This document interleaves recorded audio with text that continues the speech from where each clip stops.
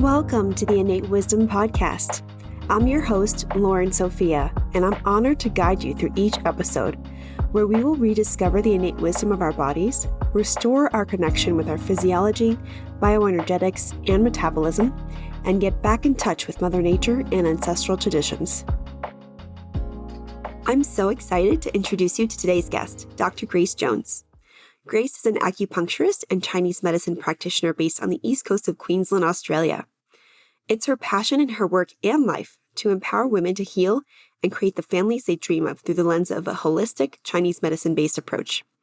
I would say Grace and I have similar missions, and Chinese medicine has so many benefits, especially when it comes to fertility.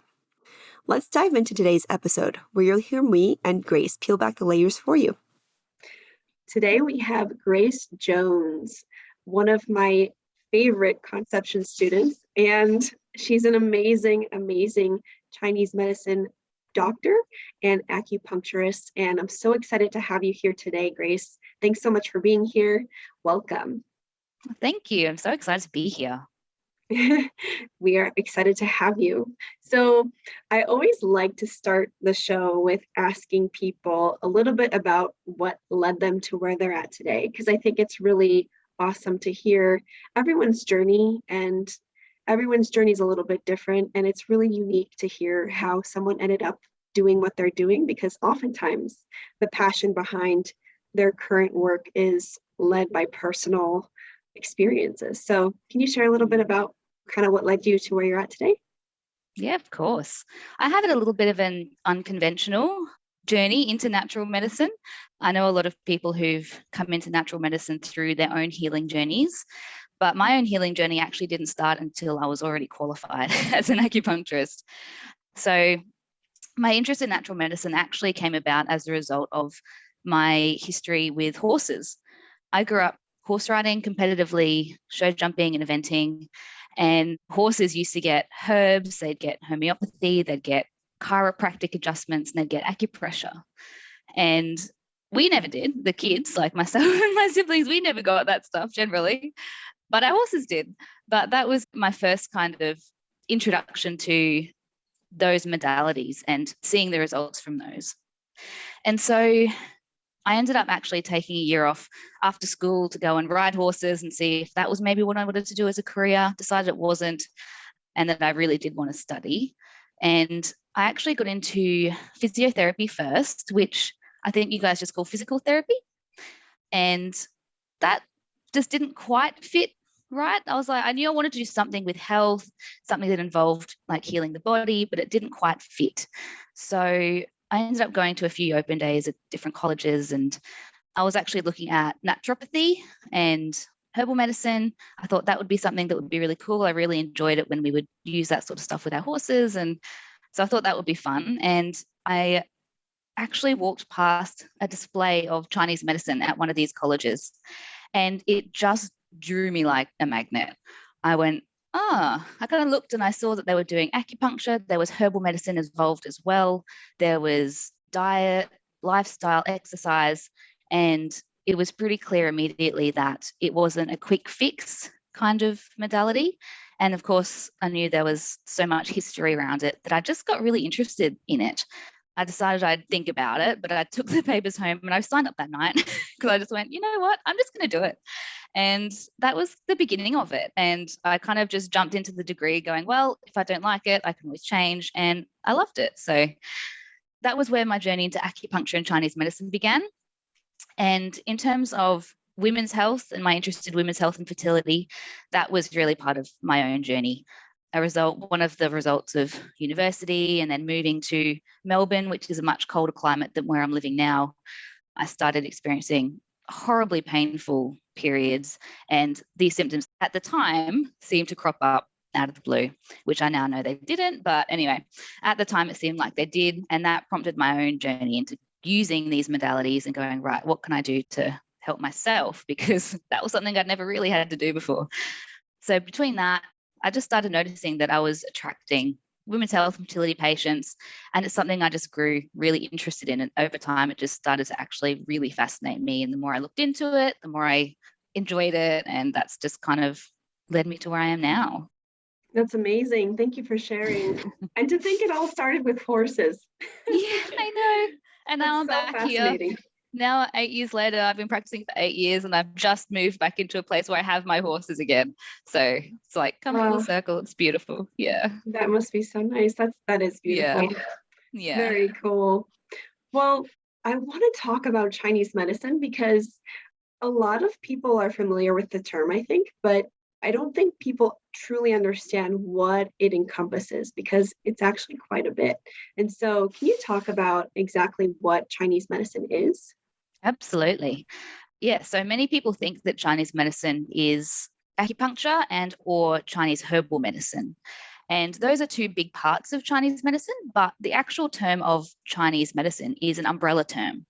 So that umbrella term encapsulates not only acupuncture and Chinese medicine, but things like acupressure. So instead of using the needles, using fingers, cupping. There's something called gua sha, which is all the rage at the moment with beauty, people doing it on their face, but we do it in other parts of the body as well.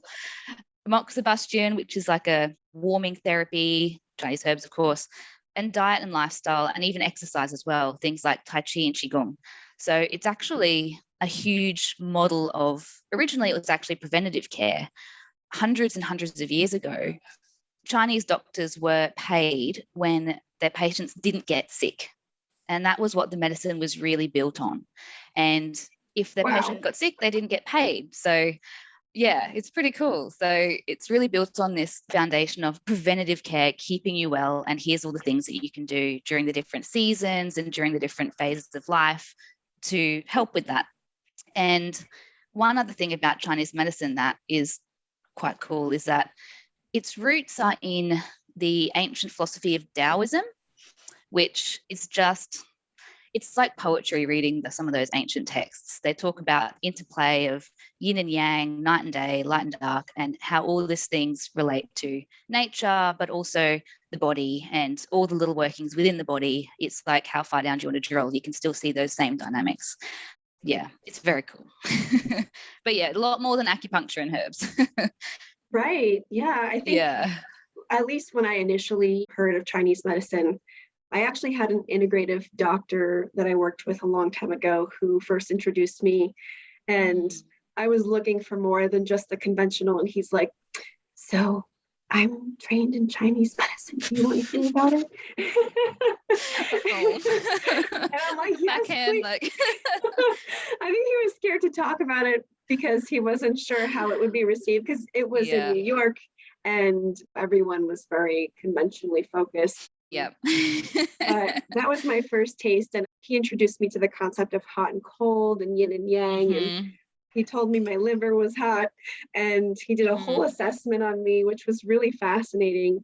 But I really only at that point thought it was just kind of herbs still. So as the time has gone on, I've realized it's much more. And it's really the whole body, which I love, looking at the whole person, which is so important rather than just chasing down rabbit holes.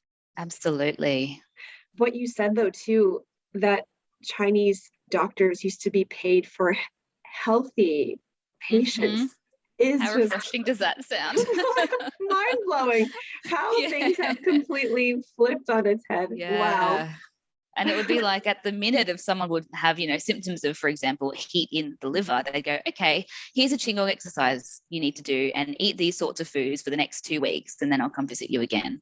It would be really at that first sign, not until someone was absolutely exhausted, run into the ground and could no longer work or something. Right. And that typically is when conventional medicine can truly help, when it's gone a little bit too far.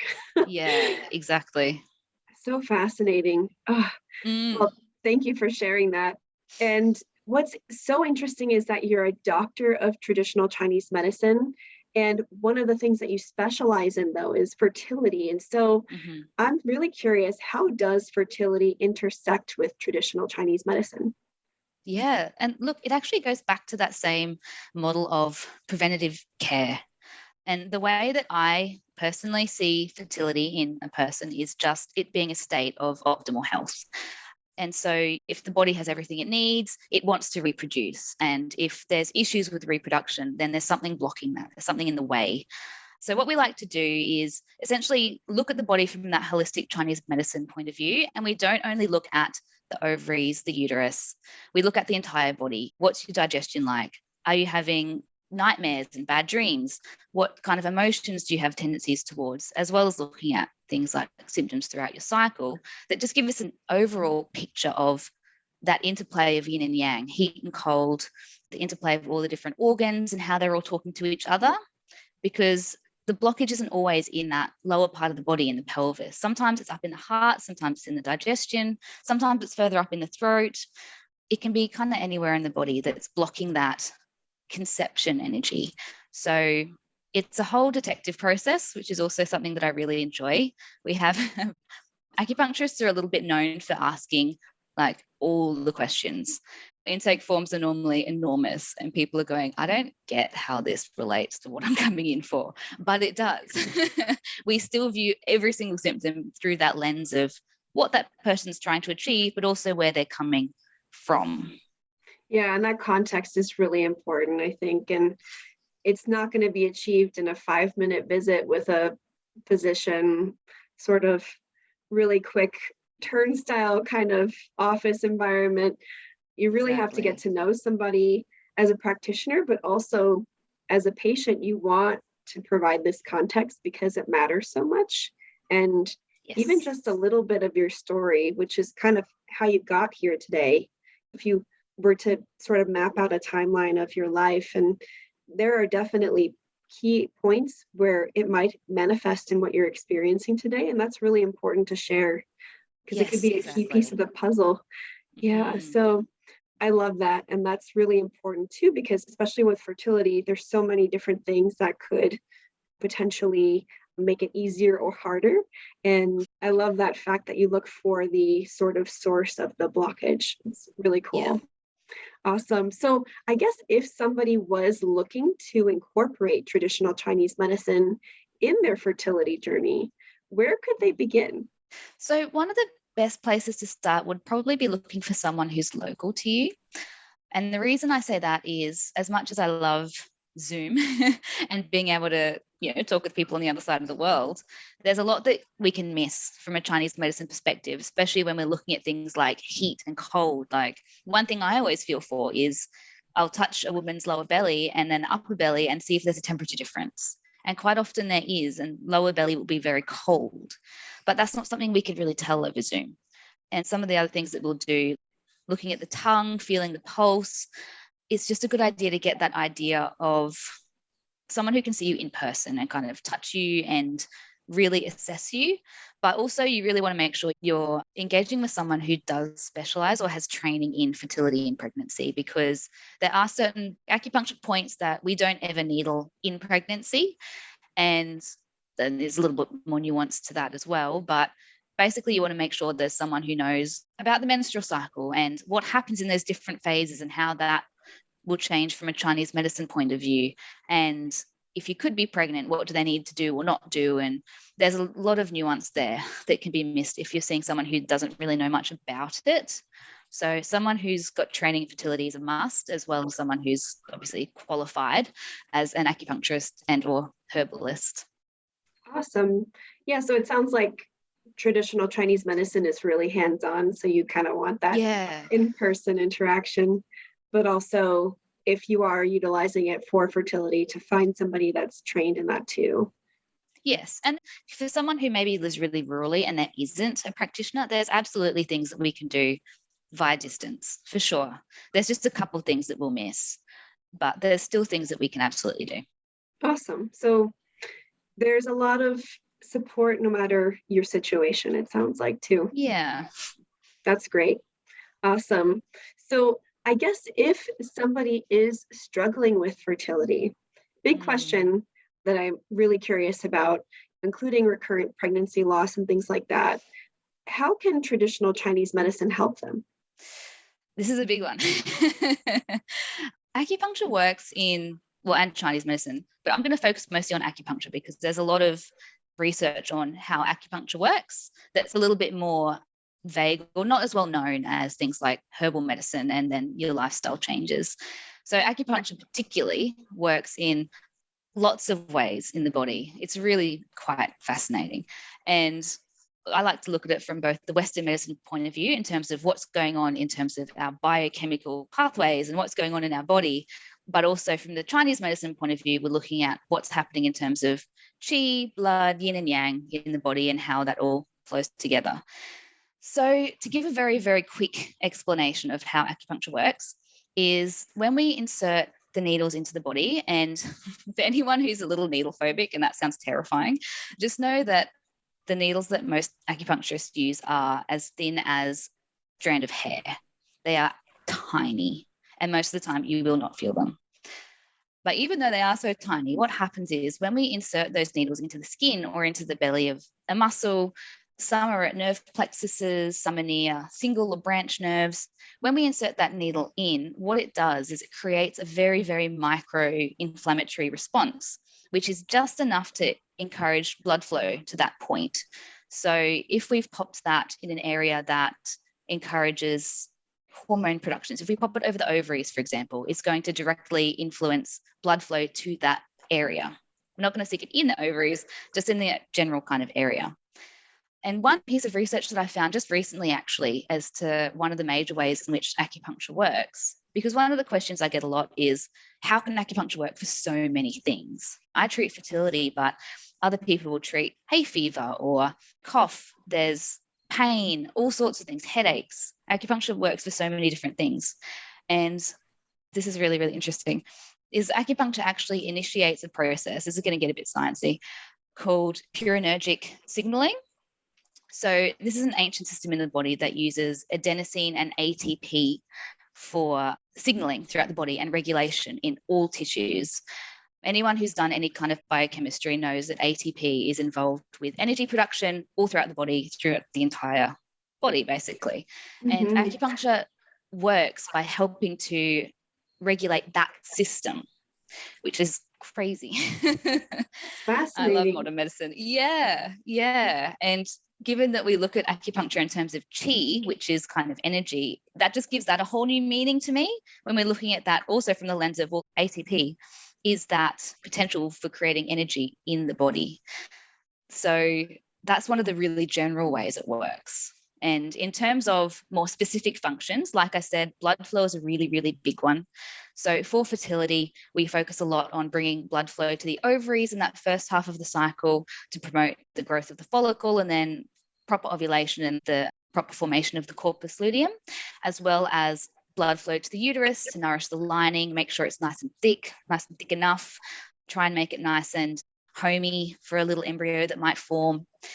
But also promoting blood flow actually means that we bring a lot of the inflammation fighting parts of the blood to the area as well, all your white blood cells and your immune parts. So if there is any inflammation in that area, it can just help the body to start to clear that away a little bit as well, which is also really helpful in the form when there's things like scar tissue, potentially with things like adhesions from endometriosis surgery and that sort of thing. One of the other ways it works is that it helps to boost the production of neurotransmitters and biochemicals that basically inhibit your stress hormones and make you feel really good. Some people walk out of the room looking a little bit stoned. My receptionist is always laughing because people just come out on like absolute cloud nine, looking blissed out and well, yeah, stoned. We call it the Acu high. So that has an amazing effect on your body's nervous system and stress response. And of course, that we know how much stress affects fertility and our reproductive function. So that's another way in which it helps with fertility as well, and also helps with hormones. Hey everyone, it's Lauren. Just giving you a moment to take a quick break from this very stimulating conversation. I want to take this opportunity to remind you about all the resources you could take advantage of, including my free psycholiteracy, prenatal primer, and sperm booster guides, and more. I also have an amazing educational recipe guide called Innate Nourishment, created to help support you through the various phases of fertility, from preconception to pregnancy to postpartum. And, of course, my signature course, Conscious Conception, to help you put your best foot forward going into pregnancy. I'll put links for all of these incredibly rich resources in the show notes. And now, back to the show. Wow, it sounds like there's so many I guess, like areas or methods of attack, it sounds like. There's definitely a better way to say that, but there's so many ways that it's sort of rejuvenating and supportive, from the physical side to the nervous system side to the oxygen energy production. Wow, that was really cool. I feel like I need to go get some acupuncture. It's pretty good. Yeah. I used to get acupuncture for my neck, and it was really, really helpful. I have a terrible chronic neck issue, and acupuncture was like the immediate thing that provided relief.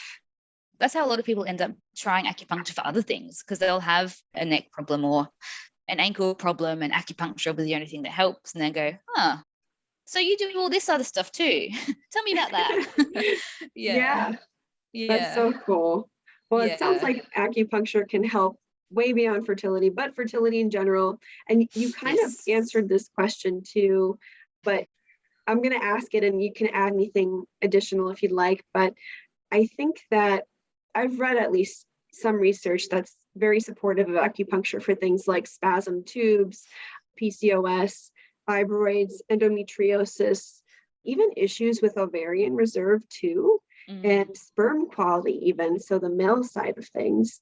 And I'm wondering if you wouldn't mind talking about how acupuncture can support these different areas. Yeah, absolutely. And that's a huge spectrum of things too. As you're listening, my brain's going, well, for that one, it's this, and for that one, it's that. So a lot of those do stem initially back to that increased blood flow. So for things like ovarian reserve, for example, that AMH test, we know there's a lot of problems and a bit of conjecture around that particular test. The way I like to describe it with patients who might have that test and come back and say, I have no eggs, I have a low ovarian reserve, is that there's not much activity going on down there at the moment, but that's something that we can shift. And it is something that I've seen come up in blood tests. So for that, it's a lot about that blood flow. Why is there not getting blood flow down there? Why is the body not prioritizing that? It's not promoting that activity in the ovaries. And the same thing with sperm as well. There's a lot to do with lifestyle when it comes to male fertility as well, which I know that you're on top of, but in terms of, airflow as well as stress, wireless signals are not great for the little sperm, all those sorts of things, Wi-Fi. There's a lot to do with lifestyle, with male fertility, but same thing with blood flow. It's usually a stress thing from what I see. The body's just either not nourished well enough, or the person's just really running on more than they can afford to spend, basically. And the body's deciding, well, we can't spend energy down there then. We need to keep ourselves alive. Yeah. And when it comes to things like endo and PCOS, because there's usually that inflammatory part of those issues, again, blood flow, but also we use a lot of points that help to really encourage that immune response as well. And just trying to use things like castor oil packs for any adhesions and pain and lots of things, really. But it's, same answers basically. When you described how acupuncture works, that it could be easily applied for these things too. And what you said is so interesting too, in terms of encouraging the blood flow, because as I talk about a lot, when we're under stress, the body will prioritize only the most essential functions. And that's going to be pumping the heart, and it's going to force blood into the primary essential organs, not the extremities of our body, not the reproductive organs, because in terms of chronic stress, the body will consider those non-essential sort of processes. And so that's so interesting how you described the encouragement of blood flow back into these organs and the connection between stress. It just makes so much sense to me. I just had to, to say that. I know, I love it. Lots of light bulbs going off as you're talking too. So awesome. Good. Yeah, very awesome. Well, if you wouldn't mind sharing, I'm really curious to talk about the herbal side of Chinese medicine. And if you wouldn't mind sharing any herbs that you're comfortable with that could support fertility in too. Yeah, definitely. Chinese herbal medicine is another aspect that's really fascinating. And there are actually some really big differences between Chinese herbal medicine and what we call Western herbal medicine, which most people just think of as herbal medicine. So, we're all pretty familiar with the idea of herbs being sold in tinctures and different blends, and you'll add in a little bit of nettle for this and a little bit of raspberry leaf for that and this kind of thing. But one of my mentors put this really beautifully, that this type of herbal formula, the Western herbal formula, she said, it's kind of like a pop song. You throw some of this in for this purpose, you throw some of that in for that purpose, and then you just chuck it all together and off it goes. Whereas she said a Chinese herbal formula, you put together more like a symphony. And so what I mean by that is that we're not only choosing herbs for their individual effect, but also the interplay of those herbs with each other. So we'll always look at how there's some herbs that we always put in together in the formula because they harmonize each other. Or ginger, for example, is a super common one because it just helps with the digestion of any particularly rich maybe herbal formula that someone is on. So I actually came across a piece of research a couple of weeks ago, and I was like, this is great timing, that actually showed that a lot of Chinese herbal formulations worked better when taken as a formula, as opposed to the equivalent doses of the individual ingredients taken at different times during the day. That is so fascinating. Yeah, I know. I hadn't actually seen research that had confirmed that before. So there is a real difference there. And in the clinic, I never ever give herbs. Well, that's not true, actually. I rarely give herbs alone. They're always provided in a formula. And that formula might be 4 herbs or it might be 14 herbs. And different formulas will have different actions. For example, nourishing blood or tonifying the kidneys. And in Chinese medicine, the kidneys is essentially the adrenals. We look at formulas from that aspect as well as individual herbs. But I have put together just a small list of herbs that are easy to find and are safe to take all throughout your fertility and pregnancy journey. So I thought I'd just go through those from a Chinese medicine point of view. And the first of those is ginger, because we love ginger in Chinese medicine. If anyone listening has had an experience with a Chinese medicine doctor, you've probably figured out that we don't like cold. We like the body to be warm. We like there to be circulation. And fresh ginger particularly is just the most beautiful, gentle, warming herb. Dried ginger is good, but it's more heating from a Chinese medicine point of view. So it's not as appropriate for everyone like the fresh ginger is. And from a Chinese medicine perspective, it's actually really beneficial for the lungs. So that's your immune system, as well as being calming on the stomach. So one, it's actually a very popular period pain formula is to boil up fresh ginger with brown sugar. That's a really traditional Chinese period pain formula. So ginger's the first one. Second one is mint. And mint is a cooling herb. So if you're someone who feels cold a lot of the time, probably not a good one for you. But it is a nice soothing herb as well for the digestion, good for cramping, especially if someone's getting those kind of hot flushes during the period because of the pain. Mint can be a good one just to help cool and calm the body there. And it's actually a really good herb for the liver.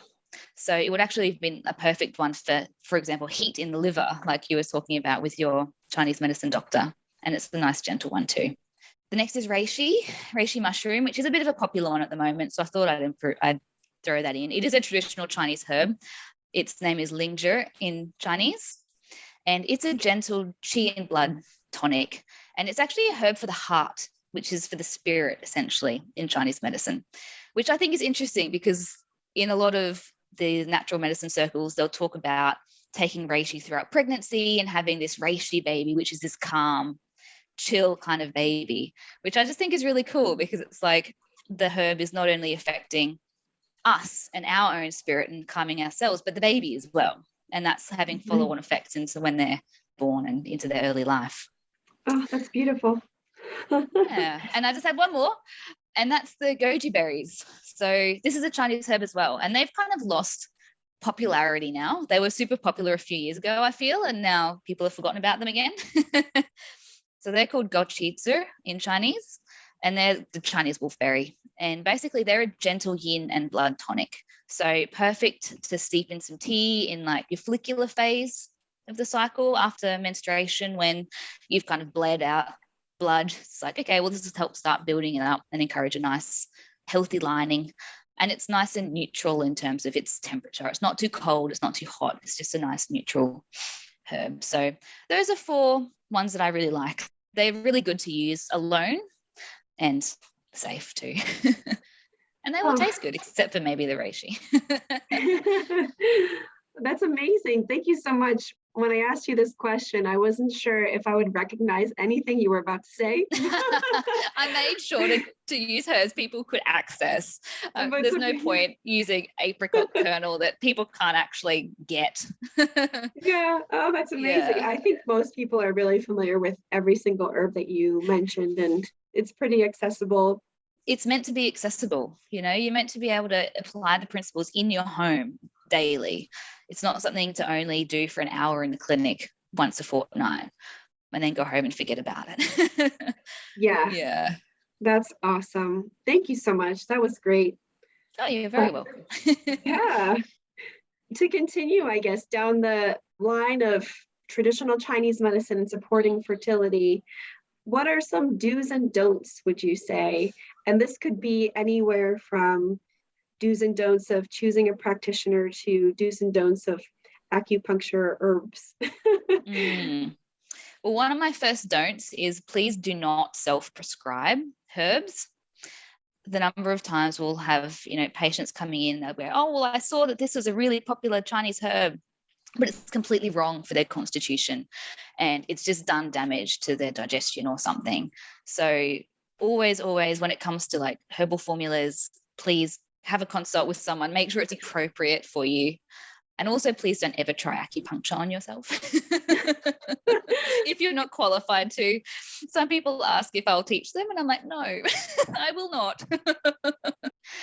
Acupressure can be quite safe, especially if you have a video that you're following by someone who's qualified and can tell you what the points are for, so you can make sure they're appropriate. You want to make sure you're not, for example, stimulating points that you shouldn't use during pregnancy if you're maybe could be pregnant or you are in early pregnancy.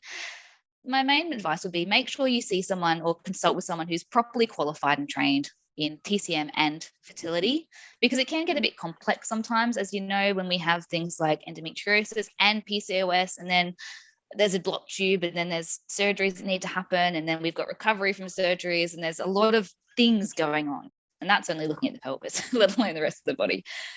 And so it's important, particularly if you have got a lot going on, to work with someone who can really do a deep dive and understand your individual circumstance and your body. And the other thing would be just don't expect a quick fix either. Like I said right at the very beginning, acupuncture and Chinese medicine, because they were built as a model of preventative care, they're not a quick fix system. And for some people, they are. For some people, we'll do a couple of treatments and that fixes whatever's going on, and that's amazing, but it's not most of the time. It normally takes time for the body to heal and to build that foundation on which it can properly really recover from whatever's been going on. And if anyone is giving you a set time frame and saying, well, I'll have you fixed in a month, I would be extremely wary of that. Those are great tips overall, but to speak to what you were just last saying, I agree. The body takes time to heal. And that's something I think any practitioner genuinely wanting to help people will be very honest about. Because quick fixes, typically, if they do work too, they're going to do more damage as well. It's not actually fixing the problem. It's just suppressing it more. So I love the realism and the addressing of the foundations and the overall support of the body in general. That really is traditional Chinese medicine and acupuncture is all about. Those are the important things. Yeah, exactly.